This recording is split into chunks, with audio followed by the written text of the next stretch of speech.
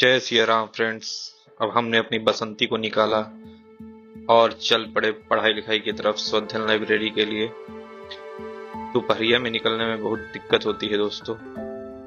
हरी गर्मी, ऊपर से एक जगह जाओ फिर आके पढ़ना बहुत हेक्टिक हो जाता है कभी कभी।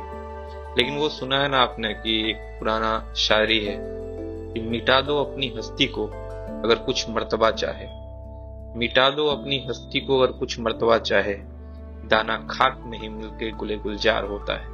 उजाला नचिया।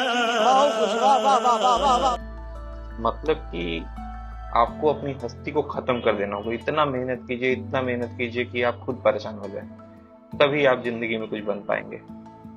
इसी के थ्रू हम लोग चले अपने केव के तरफ, केव 2 में, और अपना यहाँ पे पढ़ाई लिखाई का व्यवस्था स्टार्ट करने की तरफ। एक्वेरियम के बगल में कभी कभी मछली देखना शुभ होता है, तो मैं उसके बगल में ही अपना टेबल रखता हूँ कि कोई दिक्कत परेशानी नहीं हो। जब दिमाग सुस्त हो तो मछली को देख लिया जाए। किताब कॉपी रख के चाय का इनविटेशन देना है, 1 कप चाय तो जोश आ जाए। हम लोग चले एक बार, चलिए आपको बाहर का माहौल दिखाता हूँ यहाँ का। यहाँ देखिए, कभी कभी शाम में इतना अच्छा लगता है यहाँ पे बाहर लोगों को देखना। कोई मतलब नहीं है उनसे, समय की बर्बादी है, लेकिन फिर भी बहुत अच्छा लगता है कि लोग जा रहे हैं, उनको अब देखते रहे।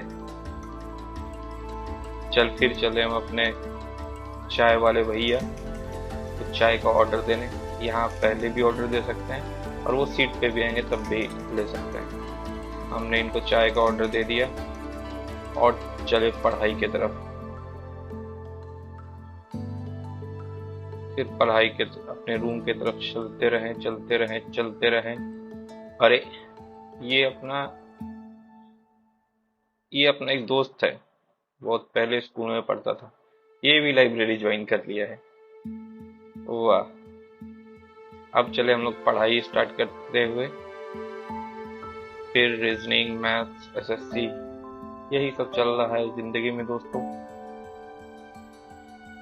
एक और तो कभी कभी मैं जब बहुत परेशान होता हूँ ना जिंदगी में, तो मैं रामधारी सिंह दिनकर की कविता जरूर सुनता हूँ। मतलब उनमें ना एक अलग रस है। मतलब आपको लगेगा कि किसी का मर्डर कर दे, मतलब इतना हेवी है वो। जैसे एक लाइन सुनाता हूँ, एक परशुराम की प्रतीक्षा है उनकी कविता।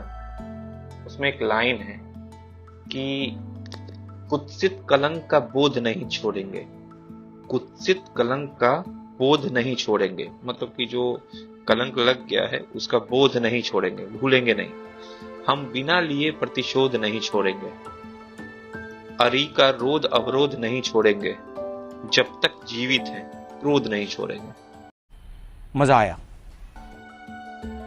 रामधारी सिंह दिनकर क्रोध को बहुत ऊपर रखते हैं। क्रोध होना चाहिए आदमी में, क्रोध होना जरूरी है। यही आपको अपने बेइज्जती का याद दिलाता है।